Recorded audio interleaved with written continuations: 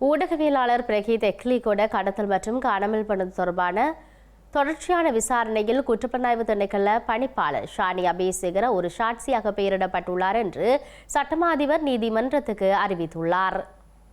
கிரித்தல ராணுவ முகாமின் முன்னாள் கட்டளை அதிகாரி ஓய்வு பெற்ற பிரிகேடியர் ஷம்மி குமாரரத்ன மற்றும் 9 பிற ராணுவ புலனாய்வு அதிகாரிகள் மீது ஊடகவியலாளர்கள் பிரகீத் எக்லிகோட கடத்தல் மற்றும் காணாமல் போனது தொடர்பாக சட்டமா அதிபரால் தாக்கல் செய்யப்பட்ட வழக்கு நேற்று மீண்டும் விசாரணைக்கு எடுத்துக் கொள்ளப்பட்டது.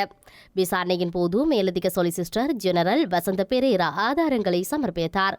திரைக்கதை எழுத்தாளரும் நாடக இயக்குநருமான வசந்தகுமார, முன்னாள் விடுதலை புலிகளின் உறுப்பினர் சிவகுமார் மற்றும் ஓய்வு பெற்ற ராணுவ வீரர் சம்பத்குமார வீரதுங்க ஆகியோரிடமிருந்து வாக்குமூலங்கள் பதிவு செய்யப்பட்டன.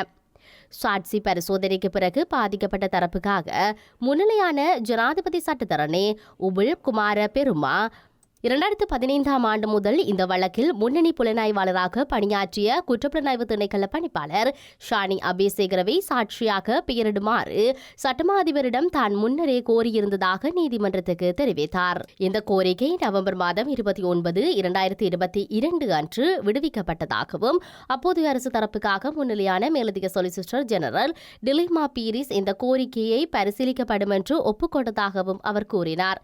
இந்த நிலையில் ஷானி அபேசேகரை வழக்கில் 109வது சாட்சியாக பெயரிடப்பட்டுள்ளார். அச்சுறுத்தலுக்குள்ளாகும் சாட்சிகள் பாதிக்கப்பட்டவர் மற்றும் சாட்சி பாதுகாப்பு அதிகார சபையில் முறைப்பாடு செய்ய உரிமை உண்டு என்றும் இதன்போது தெரிவித்தார். மேலும் சாட்சி பரிசோதனைக்கான அடுத்த விசாரணை வெள்ளிக்கிழமை காலை 10:30 மணிக்கு இடம்பெறும் எனவும் தெரிவித்தார்.